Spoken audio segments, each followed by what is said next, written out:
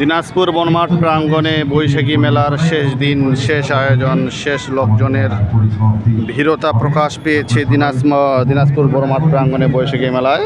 অনেকেই চলে গিয়েছে। সাংস্কৃতিক অনুষ্ঠান শেষ পর্যায়ে পুরস্কার বিতরণ চলছে। এই যে দেখছেন দিনাজপুরের পুরস্কার বিতরণী আয়োজন, সাংস্কৃতিক অনুষ্ঠান রামসাগর টুরিস্ট এজেন্সি মন্টু রায়।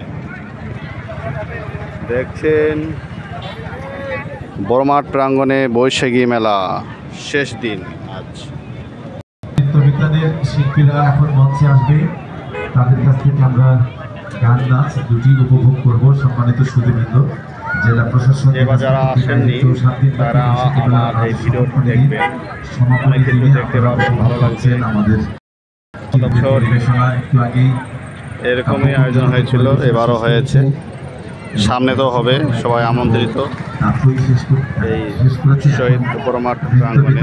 দলবল তারা মঞ্চে আসবেন এবং এই পরিবেশন আমরা উপভোগ করবো। মূলত নববর্ষ আমাদের জাতীয় উৎসব, আমাদের প্রাণের উৎসব।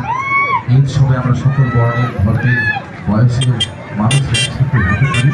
এই নিরাপত্তার ক্ষেত্রে এটাকে রক্ষা করতে হবে, আত্মপরিচয় ভাষা প্রকাশ করতে হবে।